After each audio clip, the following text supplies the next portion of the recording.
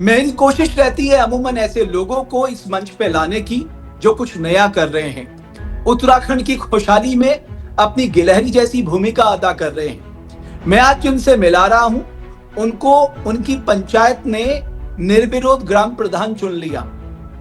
2021 में वो 17 साल की सेवा देकर आर्मी में वापस अपने गांव आए और अपने गांव को संवारने का काम उन्होंने शुरू कर दिया। वो नैनबाग तहसील के भटवारी गांव के हमारे सुनील सेमवाल जी हैं और सेमवाल जी इस वक्त देवभूमि डायलॉग के मंच पे जुड़े हुए हैं। उन्होंने बड़े शानदार काम कराए हैं अपने गांव में और यही कारण है कि पंचायत बैठी और पंचायत ने सर्वसम्मति से उनको चुन लिया। और बड़ी दिलचस्प बात यह है कि उस गांव में चुनाव नहीं हो रहे, ना जिला पंचायत के, ना क्षेत्र पंचायत के और ना ग्राम प्रधान के, क्योंकि तीनों को ही निर्विरोध चुन लिया गया है। सुनील जी, बहुत धन्यवाद देवभूमि डायलॉग के मंच पे आने के लिए।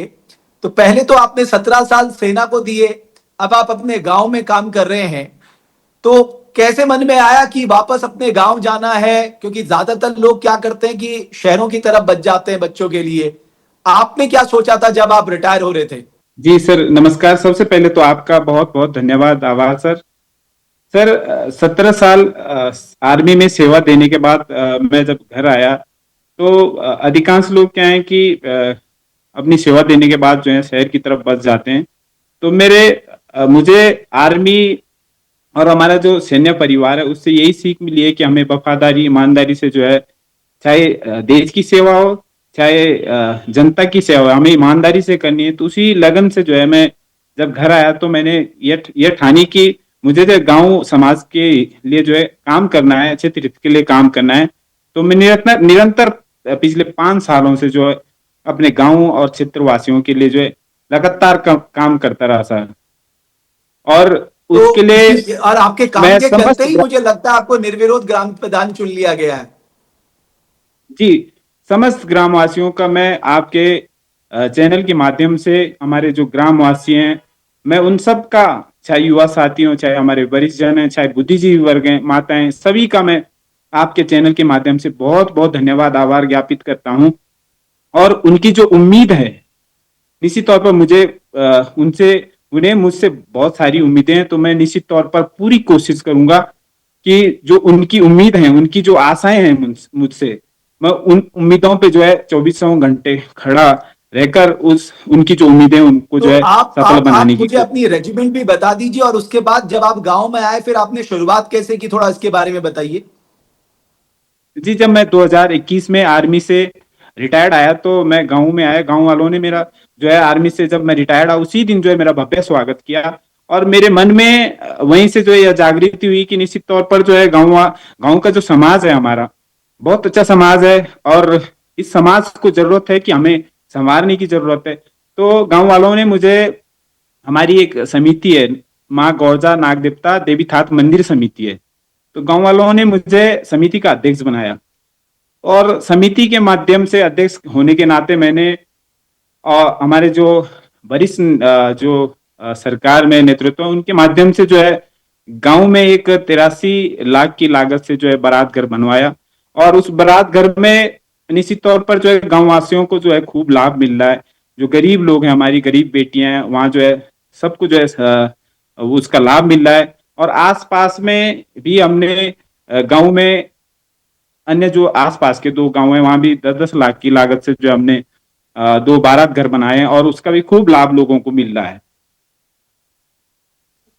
तो और इसके मतलब अलावा सर, शुरुआत आपने 2021 में आके गांव के लिए कर दी थी?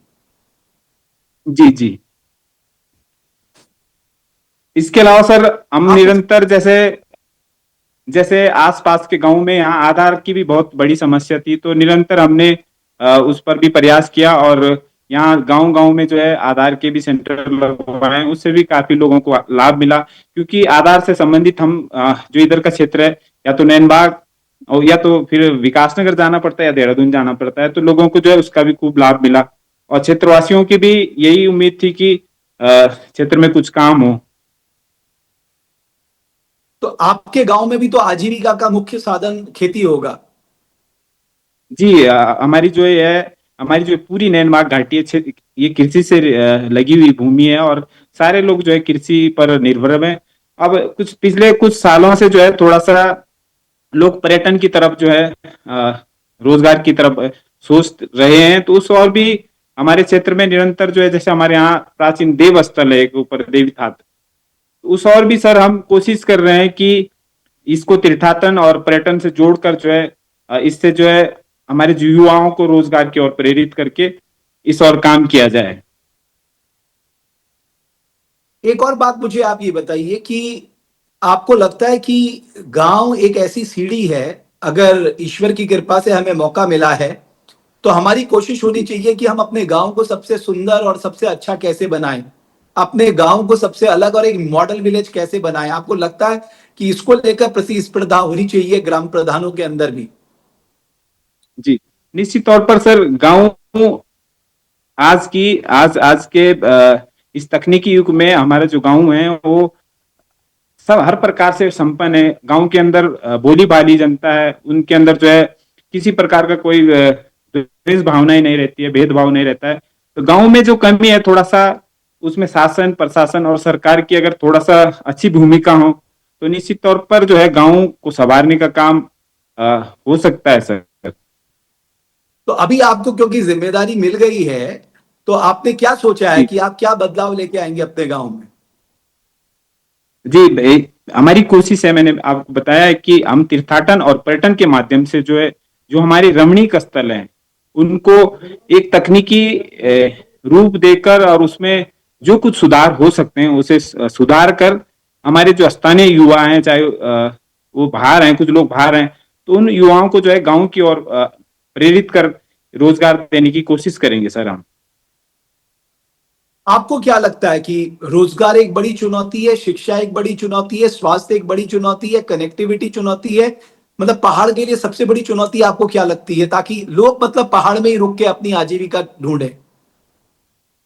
सर निश्चित तौर पर आज की डेट में अगर दोनों चीजें हैं, शिक्षा स्वास्थ्य और रोजगार, ये तीनों चीजें पहाड़ के लिए बहुत जरूरी है। और अगर ये सारी सुविधाएं अगर हमें पहाड़ के अंदर मिल जाती है तो निश्चित तौर पर जो पलायन पहाड़ों से शहर की तरफ हो रहा है उसमें जो है रोक हो सकती है सर। चलिए सेमवाल जी, मेरी बहुत शुभकामनाएं हैं और मैं आशा करता हूं आपको जो गांव ने बड़े आशा और विश्वास के साथ जिम्मेदारी दी है, आप पूरी ईमानदारी और कर्तव्य निष्ठा से उस ईमानदारी पे खरा उतरेंगे और आप लोग जो जी भी योगदान देंगे अपने गांव को आगे बढ़ाने में, वो निश्चित तौर पे जी उत्तराखंड को आगे बढ़ाने में मदद करेगा। क्योंकि उत्तराखंड तब आगे बढ़ेगा जब हमारे गांव आगे बढ़ेंगे। हमारे गांव आगे तब बिल्कुल बढ़ेंगे जो ये ग्राम प्रधान, क्षेत्र पंचायत हैं, ये ईमानदारी और कर्तव्य निष्ठा के साथ काम करेंगे। और अगर ये वहां बिल्कुल ईमानदारी से काम करते हैं, जैसा कि मैं कहता हूं ग्राम पंचायत पहली सीढ़ी है, तो भविष्य में भी उनको कई मौके मिल सकते हैं। लेकिन मैं आपके बिल्कुल ग्रामवासियों को बहुत प्रणाम करता हूं, उनका अभिनंदन करता हूं और मैं चाहता हूं उत्तराखंड के लोग अच्छे लोगों को चुने। उत्तराखंड के लोग ऐसे लोगों को चुने जो कर्तव्यनिष्ठ हैं। उत्तराखंड के लोग ऐसे लोगों को चुने जो विजनरी हैं। उत्तराखंड के लोग ऐसे लोगों को चुने जिसको वो देखें कि भविष्य में ये उत्तराखंड के लिए, हमारे गांव के लिए, हमारे शहरों के लिए कुछ अलग कर सकता है। जब आप अच्छे लोगों को राजनीति में लेकर आएंगे, अच्छे लोगों को अपना जनप्रतिनिधि बनाएंगे, तो अच्छा ही अच्छा होगा, ऐसा विश्वास मानिए।